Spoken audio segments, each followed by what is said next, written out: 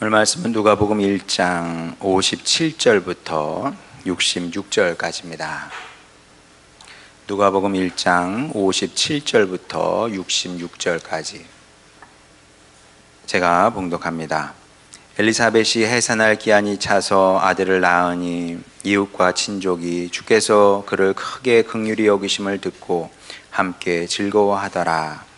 8일이 되매 아이를 할례하러 와서 그 아버지의 이름을 따라 사가랴라 하고자 하더니 그 어머니가 대답하여 이르되 아니라 요한이라 할 것이라 하매 그들이 이르되 내 친족 중에 이 이름으로 이름한 자가 없다 하고 그의 아버지께 몸짓하여 무엇으로 이름을 지으려 하는가 물으니 그가 서판을 달라 하여 그 이름을 요한이라 쓰매 다 놀랍게 여기더라. 이에 그 입이 곧 열리고 혀가 풀리며 말을 하여 하나님을 찬송하니 그 근처에 사는 자가 다 두려워하고 이 모든 말이 온 유대 산골에 두루 퍼지매 듣는 사람이 다 이 말을 마음에 두며 이르되 이 아이가 장차 어찌 될까 하니 이는 주의 손이 그와 함께 하심이러라. 아멘. 제가 30에 목회를 시작을 했습니다. 근데 이제 그 당시 얘기는 잘 안 하죠. 목회 초반 얘기는 잘 하지 않습니다. 할 얘기가 없어서 안 하는 게 아니라 할 얘기는 많은데 우리 모두의 이야기가 아니기 때문에 가급적이면은 하지 않으려고 그럽니다. 뭐 남의 얘기 많이 해봐야 뭐 남의 다리 긁는 그런 느낌일 뿐이고, 그러니까 이제 공감이 잘 안 되는 거죠. 그뿐만 아니라 자칫 목회 초기 얘기를 자꾸 하게 되면 뭐 부작용이 생길 수도 있습니다. 편을 가르는 거죠. 세칭 개척 멤버 그리고 그 외에 다른 성도들 이렇게 이제 편 가르기가 뭐 의도한 건 아닌데 그렇게 될 수도 있는 거죠. 교회에서 당파를 가른다, 어리석은 짓입니다. 그거는 어리석은 짓일 뿐만 아니라 그건 마귀짓이에요. 마귀짓. 예. 물론 이제 뭐 이게 좀 더 친한 식구가 있을 수는 있죠. 그럼요, 그건 있을 수 있는데, 근데 파를 지어가지고 파가 무슨 파? 뭐 우리가 주님 안에 하나가 됐는데 여기서 뭐 지역을 가를 겁니까? 아니면 좌우를 나눌 겁니까? 그거는 어리석은 짓이고요. 있어서도 안 되는 일입니다. 왜냐하면 예수님은 평화의 주님으로 오셨거든요. 모든 담을 십자가로 사랑으로 헐으셨는데 우리가 벽을 세운다는 게 그게 말이 됩니까? 있을 수 없는 일이다. 그런 부작용이 있으면 안 되겠죠. 근데 어쨌거나 뭐 처음부터 저하고 같이 목회를 한 식구들이 뭐 몇 명 안 되기도 해요. 지금 여기에. 그럴 수밖에 없는 게 제가 30에 딱 갔더니 진짜 몇 명 안 앉아 있더라고요. 진짜 몇 명 안 돼. 교회 예배당은 굉장히 큰데 여기 요 조금 있어요.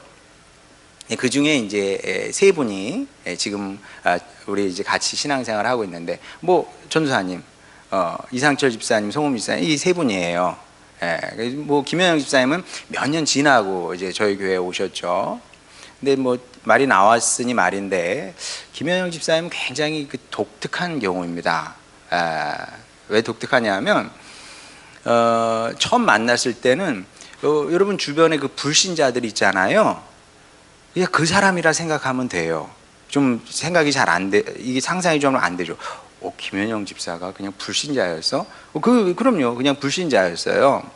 근데 참 이해가 안 가는 것이 그 김현영 집사님 사는 데하고 우리 교회하고는 멉니다.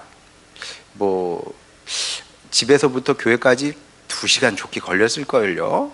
그럼 저희도 뭐 한 1시간 40분 뭐 이렇게 걸렸으니까 저희 집보다 더 먼 데서 교회를 다닌 거예요. 이상하죠. 그 동네에도 교회가 있는데, 한인교회가 있는데 굳이 이렇게 멀리 우리 교회를 나왔을까? 심지어 빠지지도 않아. 한 번 나왔을 때부터 안 빠져요. 제 기억이 이제 맞는지 모르겠는데 맞을 겁니다. 우리나라에서 친하게 지내던 친구가 놀러 왔어요. 그러니까 같이 이제 여행을 해줘야 되잖아요. 그때 딱 한 번 주일 예배에 빠졌던 걸로 이제 기억을 하는데 아마 맞을 겁니다. 그래서 그걸 보면서 우리 김현영 집사님 그때는 이제 뭐 현영 씨 이렇게 불렀어요. 예, 이게 아직 나이도 어리고 그러니까. 그래서 집에서 이제 그런 얘기를 종종 했습니다. 현영 씨는 신앙도 없는데 왜 교회를 와? 왜? 물어보지는 지금까지도 물어보지는 않았어요. 뭐 그걸 뭐 어떻게 물어봅니까? 예. 채윤아 재밌지? 김현영 선생님이 그랬어. 신앙도 없는데 왜 와? 예. 고맙죠. 고마운데 이해는 안 가는 거예요. 근데 아마 김영 집사님께 이제 물어보면 본인도 모른다 그럴 거예요. 그러니까 마치 이지선 이제 집사님이시겠죠. 그분도 그 큰 사고를 당하고도 원망을 안 했대잖아요. 그게 가능합니까, 여러분? 그 꽃다운 이 졸업생, 이 여대생이 얼굴이 화상을 입어가지고 만신창이가 된 거예요. 누더기가 된 겁니다. 어떻게 원망이 안 돼? 그러니까 이게 사람들은 그래요. 뭐 우리를 종교인이라고 부릅니다. 어떤 종교가 어떤 종교를 갖게 되면 사람이 그럴 수가 있습니까? 이건 주님의 은혜가 성령의 능력이 아니면 안 되는 일인 거죠. 그러니까 달리는 설명이 안 되는 겁니다. 주님께서 역사를 하시니까 그 마음 가운데 일하시니까 그렇게 되는 건데 아마 김혜영 집사님도 모르죠. 내가 그때 뭐 신앙이 있는 것도 아니고 뭐 하나님이 어떤 분인지 예수님이 누군지 성령님이 누군지 뭐 어떻게 알았겠어요. 답은 없어. 자, 그러면 이런 때 생각나는 말씀이 있죠. 한번 보도록 하겠습니다. 에베소서 1장 3절부터 5절까지 찬송하리로다. 하나님 곧 우리 주 예수 그리스도의 아버지께서 그리스도 안에서 하늘에 속한 모든 신령한 복을 우리에게 주시되 곧 창세 전에 그리스도 안에서 우리를 택하사 우리로 사랑 안에서 그 앞에 거룩하고 흠이 없게 하시려고 그 기쁘신 뜻대로 우리를 예정하사 예수 그리스도로 말미암아 자기의 아들들이 딸들이 되게 하셨으니 무슨 택하신 것이고 예정하신 것이고 답은 이거밖에 없어요. 사실 제가 볼 땐 그렇습니다. 자, 그러면 김현영 집사님만 그러냐? 제가 볼 땐 여러분도 마찬가지입니다. 여러분도 이유는 잘 모르겠어요. 그치, 무슨 이유를 우리가 어떻게 해요? 우리가 뭐 특별한 사람이 아니잖아요. 근데 하나님께서 창세 전에 여러분을 택하신 것이고 예정하신 것이고 그렇게 하나님의 아들이 딸이 되게 하셨다는 거죠. 그러니까 여러분 여기 있다는 것이 은혜인 줄 아시기 바랍니다. 여기 있는 것이 은혜인 줄 아시고 감사하면서 사시는 여러분이 되시길 바랍니다. 자, 그런데 그때나 지금이나 우리 교회에 공통점이 있습니다. 뭘 것 같아요? 아이들 부자죠. 그때도 아이들 부자고 지금도 아이들 부자고. 목회 시작했어요. 그때 30에 몇 명 안 되는 식구들하고 이제 시작을 했는데 몇 년 지나니까 어른 숫자하고 아이들 숫자하고 비슷해졌습니다. 다만 차이는 그때는 이제 다 유아였던 거죠. 그래서 교회에 가게 되면 이건 돛대기 시장이야. 예배를 드릴 수가 없어요. 부터 시작을 해가지고 막 밀고 그 다음에 그 시끄럽게 막 하고 뭐 대단했죠. 함께 예배를 드릴 수 없기 때문에 그때 어떻게 예배를 드렸냐면 엄마들이 돌아가면서 근데 이제 외국에서 우리가 돈도 조금 내고 늘 을이죠. 우리는 늘 을의 마음을 알아. 예배 드려도 이게 늘 깨끗해야 되고 막 이게 우리 정말 돈이라도 뭐 한 100만 원씩 딱 내고 이렇게 하면 큰 소리 칠 텐데 진짜 조금 내고 이거는 뭐 사용료도 아니야. 독일 교회에서 은혜를 베푼 거죠. 그러니까 이제 늘 이렇게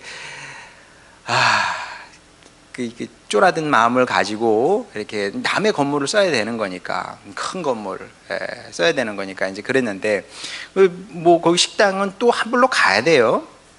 예배당만 따로 있고 교제 공간은 따로 있는 겁니다.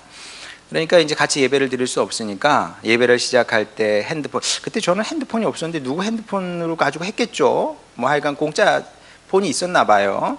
그래서 이제 전화를 해요. 그러면 엄마 중에 하나가 애들 쭉 데리고 이제 그 식당으로 가면 뭐 업고 안고 그 다음에 이어폰으로 이제 예배를 드리는 거죠. 그렇게 예배를 드렸습니다. 이제 이미 그때 아이들 사역이 시작된 것 같다, 그런 생각이 들고요. 이제 아이들이 있다 보니까 어느 때부터인가 집사람이 그 이상한 소리를 하기 시작을 합니다.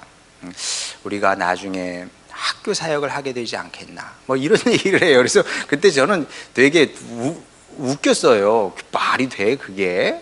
그 말이 안 돼요. 왜냐하면 제가 생각했던 사역은 그런 게 아니거든요. 왜냐하면 뭐 아이들 교육 사역이 뭐 하찮아서 그런 게 아닙니다. 모든 사역은 다 귀하고 소중한 거죠. 뭐 저는 차등을 두지 않아요. 뭐 아이들 사역은 낮은 거고 어른 사역은 높은 거고 그 다음에 뭐 빈민 사역은 그건 우스운 거고 하이클래스 사역은 위대한 거고, 말이 됩니까 그게? 목회자가 돼가지고 그런 생각을 갖고 산다는 게 그 말이 돼요? 아이들 교육 사역이 우스워서 제가 비웃은 것이 아니라 물고기, 하다못해 물고기를 잡으러 가도 도구가 다르잖아요, 그렇죠? 지금 밑에서 공사를 하고 있는 것 같아요. 이해를 하시기 바랍니다. 뭐 어쩌고 하겠어요. 자, 물고기를 잡더라도 도구가 다른 겁니다. 비유하자면 저는 그 멸치를 잡을 그물을 준비를 했던 거예요. 그런데 집사람이 우리 꽃게를 잡자, 이렇게 얘기를 하는 거죠. 꽃게를 잡자. 그래도 밑에 내려가서 잠깐, 우리 예배 중이니까 잠깐만 좀 한 20분만 이따가 해달라고 해도 좋을 것 같아요. 1층. 자, 저는 멸치 그물을 준비했는데 집사람이 우리 꽃게를 잡자 이렇게 얘기하니까 이게 말이 되냐는 거예요. 말이 안 되지. 그게 현실적으로 불가능한 일인 겁니다. 뿐만 아니라 교육사역이 어려운 것도 사실이에요. 왜 어렵냐 하면 어린이도 사람이거든요. 그리고 사람을 만나고 다룬다는 것은 폭탄을 돌리는 것과 비슷한 겁니다. 위험천만한 일이에요. 그리고 아이들 사역이 더 위험한 것은 왜 그러냐면 부모님하고 연결이 돼 있거든요. 그러니까 부모님은 부모님만 상대를 하면 되잖아요. 근데 아이들은 아이들과 부모님을 함께 상대를 해야 되는 겁니다. 그러니까 이게 얼마나 어려워요. 그리고 뿐만 아니라 부모님은, 모든 부모님은 이제 동일한데 아이들 자녀 교육에 대해서는 아주 진심이거든요. 굉장히 예민합니다. 그러다 보니까 9개를 잘해도 하나를 잘못하면 큰일 나는 거예요. 그리고 실제로 그런 일들 많았거든요. 마음에 조금 안 드는 게 있잖아요. 그러면 이게 성질머리가 있는 사람 같으면 엄청나게 막 세게 얘기를 하는 거죠. 한 번은 전도사님도 어려운 사람이 있어가지고 제가 전화를 직접 했다니까요. 해가지고 제가 잘못한 게 뭐가 있어요? 우리가 잘못한 게 뭐가 있어요? 죄송합니다. 잘못했습니다. 뭐 그렇게 되는 거거든요. 그런 사람들 막말 막 합니다, 그냥. 얼마나 이게 힘듭니까? 뿐만 아니라 어른 사역과 달리 아이들 사역은 당장 눈에 보이는 열매 이런 거 없다는, 그런 거 없죠. 그냥 주야장천으로 쏟아부어야 되는 게 그 교육 사역인 겁니다. 주야장천으로 그냥 쏟아부어야 되는 거예요. 그러면 이 아이들이 끝까지 사역지에 남는다는 보장도 없거든요. 우리 전도사님 어머니 권사님 계십니다마는 권사님께서 저에게 가르쳐 주신 굉장히 적절한 표현이 있습니다. 애봉공 새봉공이다. 애봉공은 새봉공이에요. 언제 날아가 버리면 끝이야. 아이들 사역이 이런 거거든요. 이건 뭐 웃자고 하는 얘기입니다만은 그 아이들이 어느 세월에 자라서 저한테 커피 한 잔 살까요? 이거 안 돼. 준우야, 준우가 언제 자라서 나한테 커피 한 잔 살까? 웃자고 하는 소리야. 자, 그래서 이제 제가 하는 고백이 있는데, 이 모든 것이 하나님의 인도였다. 이것 말고는 설명이 안 되는 거죠. 자, 그래도 이제 의문은 하나 남는데, 저는 왜 이런 하나님의 인도를 거부하지 않았을까요? 하나님께서 이렇게 인도하셨어. 근데 제가 거부할 수 있었거든요. 요나처럼 도망갈 수도 있잖아요. 그 요나하고 좀 달라요. 뭐 하나님께서 저한테 너는 이 사역을 하라고 뭐 강요한 건 아니거든요. 제가 아는 하나님은 그런 하나님은 아니에요. 너 이거 아니면은 너 죽어? 뭐 요나 같은 경우는 아주 특별한 경우였고요. 모든 경우에 하나님께서 이러시지는 않는다는 거죠. 제가 아는 하나님은 여러 가지 가능성을 놓고, 너가 원하는 건 뭐냐? 너 하고 싶은 거 해. 마치 다윗이 성전 지은다고 했잖아요. 그랬더니 나단 선지자가 뭐라 그러냐면, 하나님께서 당신과 함께 하니까 하고 싶은 거 하세요. 그러거든요. 그러자 이제 하나님께서 막으시죠. 안 해도 된다. 나단 말이 맞아요. 다윗이 하나님과 함께 하고 하나님께서 다윗과 함께 하시니까 하고 싶은 거 하면 되는 거예요. 저도 안 하고 싶으면 안 해도 되는 거였거든요. 제 의견을 하나님께서 분명히 존중해 주셨을 거라고 저는 생각을 합니다. 그리고 그래도 되는 것이, 원래 목회자는 평생 사역을 하면서 뭐 두세 번 임지를 옮기는 거거든요. 대부분 다 그렇게 사역을 해요. 사역하면서 두세 번 옮기고 뭐 너댓 번 옮기는 사역자도 있고, 그게 정상인 겁니다. 그런데 저는 이제 한 번도 그런 생각을 안 했거든요. 우리 교단 신문 나와요. 교단 신문 보면은 뭐 큰 교회에 이렇게 그 담임 목회자를 구합니다. 이게 나오거든요. 나 여기 한번 지원 한번 해볼까? 그런 생각 한 번도 안 해봤어요. 뭐 지금까지 안 했는데 앞으로 하겠습니까? 앞으로도 안 하겠죠. 자, 근데 이제 오해는 하지 마세요. 뭐 그런다고 해서 사역지를 안 옮기면 좋은 목회자고 옮기면 안 좋은 목회자고, 굉장히 안 좋은 생각이, 그런 거는 흑백 논리는 다 안 좋은 겁니다. 한쪽은 좋고 한쪽은 나쁘고, 한쪽은 하얗고 한쪽은 까맣고, 그런 게 어디 있어요. 모든 사람은, 모든 공동체는 다 섞여 있는 거예요. 하얀 것도 있고 검은 것도 있고. 이러면 옳고 저러면 틀리고, 이게 말이 됩니까? 굉장히 단순한 생각인 거죠. 하나님은 그렇게 일하시지 않습니다. 어찌 됐든 간에 저는 이제 한 우물을 파고 있는 셈이죠. 한 우물을 파고 있는 것만은 사실이다. 자, 그러면 왜 그랬느냐? 지금 와서 생각을 해보면, 저는 이제 이 사역이 우리 교회가 요한이라고 생각을 했던 것 같고, 또 다르게 얘기하면, 저는 사가랴와 엘리사벳 부부처럼 살고 싶었던 것이 아닐까? 그런 생각을 합니다. 자, 그런데 사가랴와 엘리사벳, 자, 우리 객관적으로 보게 되면, 자, 시간이 많이 지나서 우리는 큰 맥락에서 이제 사가랴와 엘리사벳의 삶을 평가를 할 수 있는 위치에 있어요. 그러나 그 당시에서 놓고 보게 되면 사가랴와 엘리사벳은 아주 평범한 사람이었거든요. 특별한 걸 안 했어요. 위대하지 않아. 이 부부가 한 것은 딱 하나예요. 이 땅에 와서 애 하나 낳고 갔어요. 제 말이 틀립니까? 뭘 했어요? 이 부부가 뭘 했습니까? 뭐 병원을 세웠어요? 학교를 세웠습니까? 선교사님들 우리나라에 와서 그 일 했죠. 그러니까 의대, 이대, 그래서 선교사님들이 세운 거거든요. 병원도 세우고 그런 거 한 거 아닙니까? 사가랴 부부가 그런 거 했어요? 안 했어요. 특별하다고 할 만한 것은 한 게 아무것도 없다. 애 낳고 간 겁니다. 자, 그런데 이게 가장 위대한 사역이 된 거죠.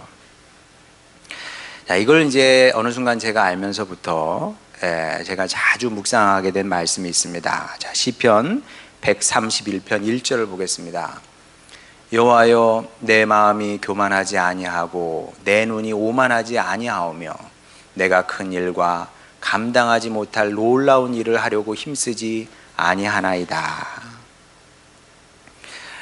이게 맞아요. 다윗의 말이 맞는 겁니다.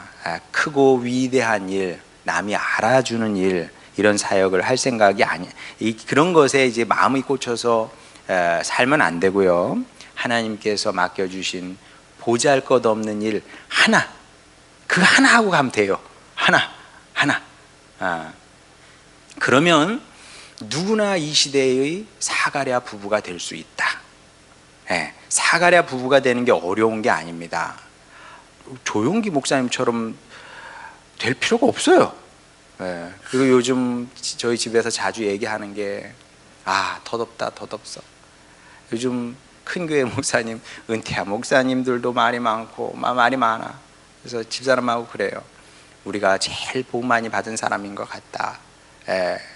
뭐 더는 얘기하지 않을게요. 쉬운 게 아니에요. 이게 큰 일에 이게 큰 일이 큰 만큼 위험한 줄도 아시기 바랍니다. 그게 원리예요. 보잘것없는 일 하나, 그거 잘하면 되는 겁니다. 그리고 이 점에서는 여러분도 다르지 않다는 겁니다. 자, 그럼 여러분에게 맡겨진 보잘것없는 사역이 무엇이냐? 뭐 여러 가지가 있겠습니다만은 그 중에서 가장 중요한 것은 신앙의 부모로 사는 사역입니다. 사가랴와 엘리사벳이 그거 한 거거든요. 신앙의 부모로 준비돼서 신앙의 부모로 산 겁니다. 자, 그랬더니 어떻게 됐냐? 자, 예수님께서 그 세례 요한에 대해서 하신 말씀이 있습니다. 마태복음 11장 11절. 내가 진실로 너희에게 말하노니 여자가 낳은 자 중에 세례 요한보다 큰 이가 일어남이 없도다. 자, 세례 요한이 가장 큰 사람이었다는 건데 어떻게 이렇게 위대한 사람이 될 수 있었느냐? 하나님께서 세례 요한만 편애한 것이냐? 하나님께서 세례 요한만 편애하셔가지고 이렇게 위대한 사람이 되게 하셨겠습니까? 이렇게 위대한 사람으로 태어나게 만드셨겠어요? 그게 아니라 평생 하나님 앞에서 신실하게 살았던 사가랴 부부의 삶에 대한 하나님의 신실하신 응답이었던 겁니다. 결국 세례 요한은 그냥 요한으로 태어나서, 아니 원래는 사가랴로 태어나야죠. 오늘 본문 말씀 보게 되면 원래 요한의 이름은 사가랴가 돼야 되거든요. 사가랴로 태어나서 그냥 평범한 사가랴 인생을 살아야 되는 건데 좋은 부모 잘 만나서 세례 요한이라는 특별한 사역자의 인생을 살게 되는 것을 보게 됩니다. 자, 그리고 이 사실을, 이 말씀을 여러분에게 주시는, 오늘 여러분에게 주시는 하나님의 소명의 말씀으로 받으시기 바랍니다. 우리도 사가랴 또 엘리사벳 이 부부처럼 될 수 있다는 겁니다. 그리고 이게 가장 중요한 사역이라는 거예요. 그러니 여러분 이 사실을 여러분의 소명의 말씀으로 받으시고 여러분 가운데 그런 꿈이 일어났으면 좋겠습니다. 주님, 저도 주님 앞에서 좋은 부모가 되길 원합니다. 최고의 부모로 한번 살아보겠습니다. 멋지지 않아요? 최고의 부모가 되는 거. 최고의 부모가 한번 돼보겠습니다. 이게 뭐 얼마나 위대해요. 주님, 제가 주님을 위해서 일어나서 세상을 바꾸겠습니다. 세상을 바꿨는데 네 자식은 못 바꿨어. 그러면 그게 뭔가 더 슬프지 않아요? 왠지? 더 슬퍼. 주님, 제가 최고의 부모가 되겠습니다. 이걸 여러분 인생의 목표로 삼으시기 바랍니다. 이게 우리의 인생의 목표가 돼야 되는 거예요. 왜? 사명이니까. 야, 그러면 우리 학생들에게는 아무 상관이 없는 말씀이냐? 그렇지 않습니다. 당연히. 어차피 여러분도 나이가 들면 결혼을 하게 돼 있어요. 그리고 아기를 낳게 돼 있습니다. 물론 뭐 세상에서는 결혼 못하는 시대래 애는 더더욱이나 못 난대요.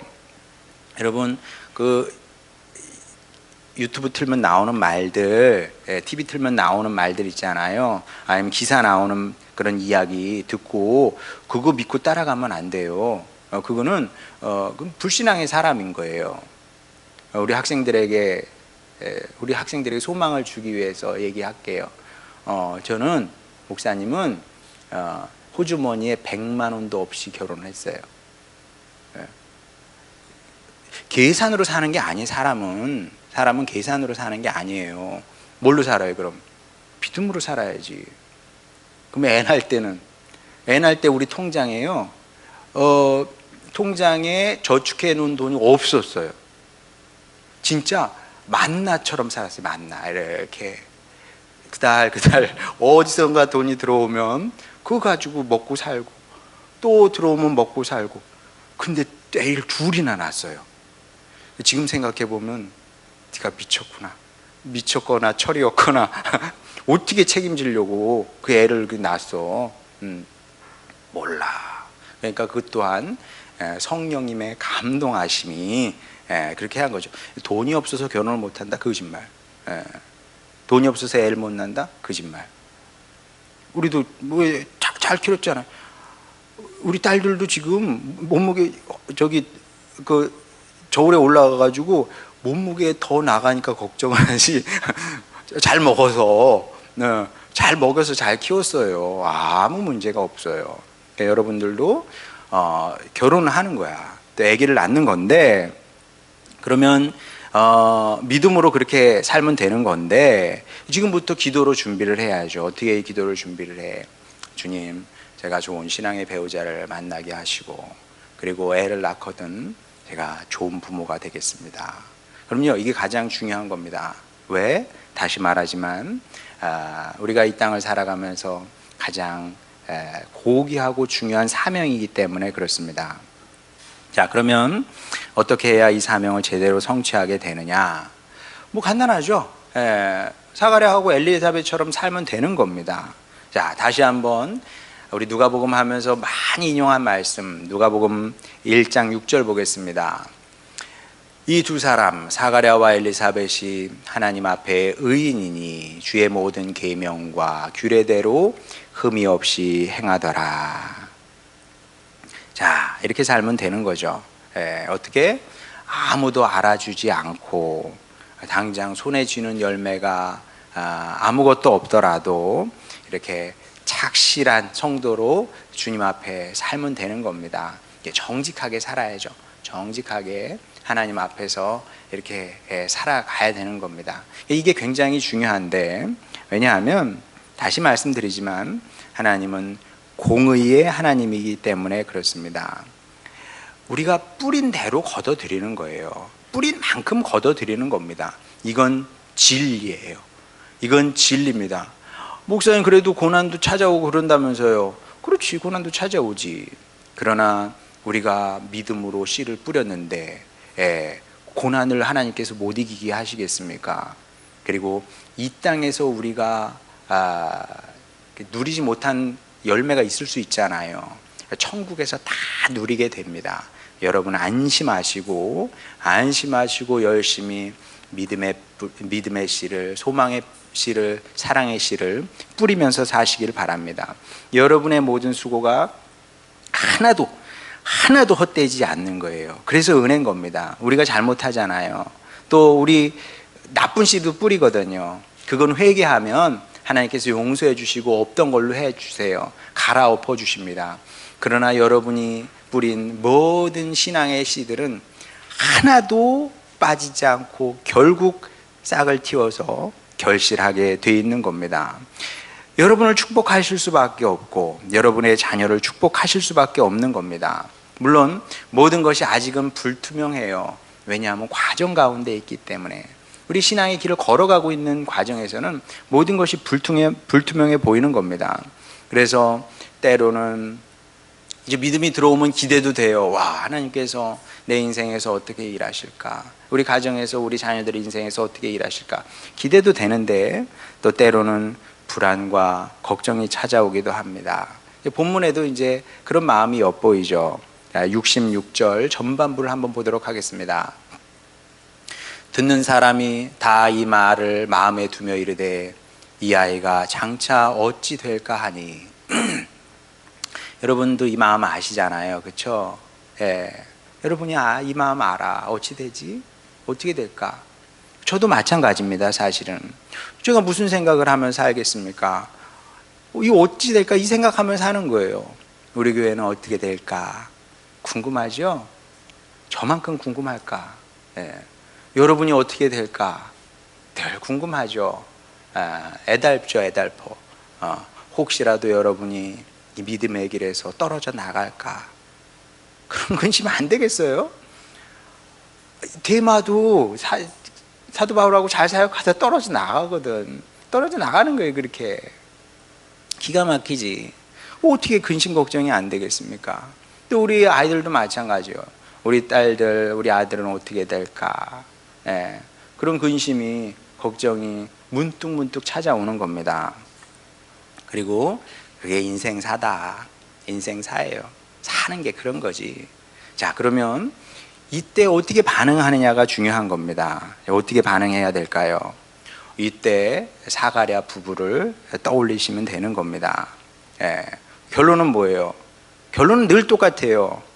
예, 우리 할 일을 잘하면 되는 겁니다. 내 일 잘하면 돼요. 여러분 일 잘하면 되는 겁니다. 교회에서는 목회자가 잘하면 되지 뭐. 그렇지 뭐. 목회자가 잘하면 되는 거예요. 또 가정에서는 부모님들이 잘해야지. 답이 뭐가 있습니까? 부모님이 잘해야 되는 거예요. 그러면 나머지는 이제 주님께 맡겨야지. 나머지는 다 주님. 어떻게 그 다음은 뭐 자식을 계속 따라다닐 겁니까? 돼? 안 돼. 뭐 제가 여러분을 계속 따라다닐 겁니까? 돼? 안 돼? 안 돼. 안 될 일이에요. 내 할 일 잘하고 나머진 주님께 맡기면 되는 겁니다. 그러면 어떻게 되느냐? 66절 후반부 보겠습니다. 이는 주의 손이 그와 함께 하심이러라. 자, 무슨 얘기예요? 사람들은 근심으로 반응합니다. 이 아이가 어찌 될꼬? 주님의 답은 뭐예요? 주의 손이 그와 함께 함이러라. 저는 이 말씀을 믿습니다.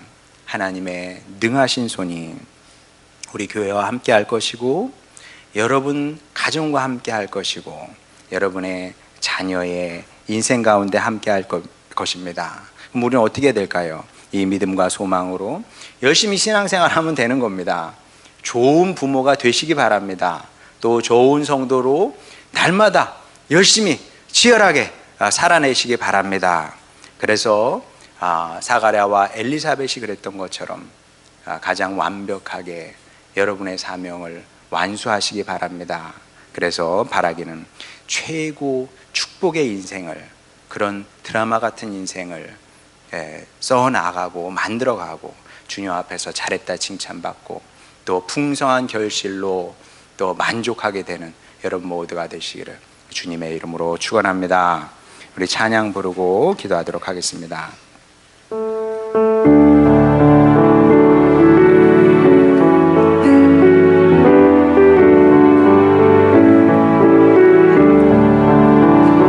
세상 무기 아니람과 세상 근심하다가 주님 나를 찾으시면 어떻게 만날까? 주님 내게 오시면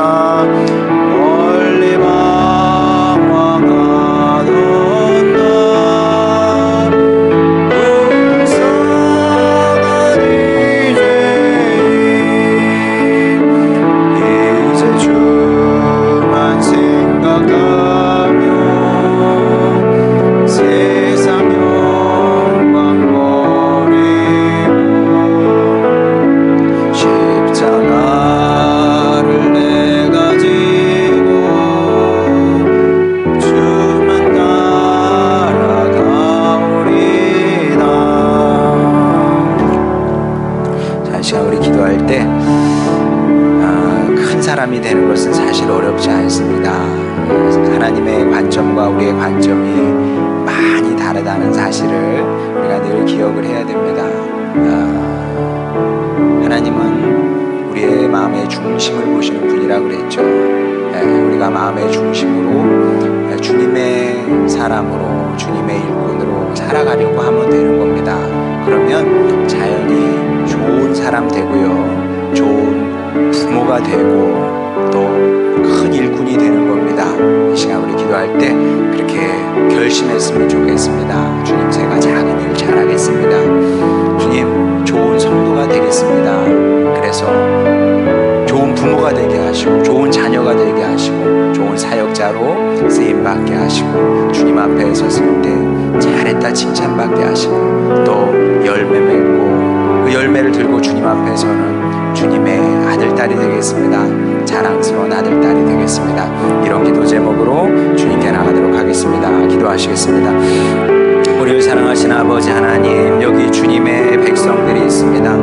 아버지 하나님, 주여, 이제 우리의 높아진 마음을 겸손하게 되기를 원합니다.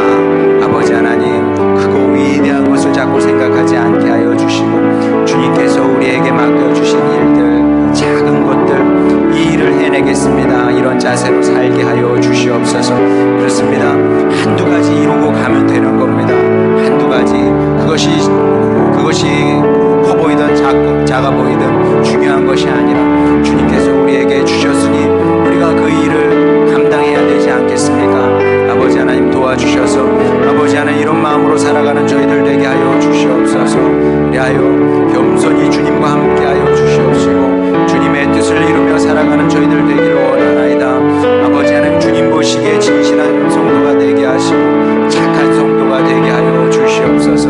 그리함으로 말미암아 주여, 우리에게 맡겨진 사명을 감당키를 원하나이다. 좋은 자녀가 되게 하시고 좋은 부모가 되기를 원하나이다.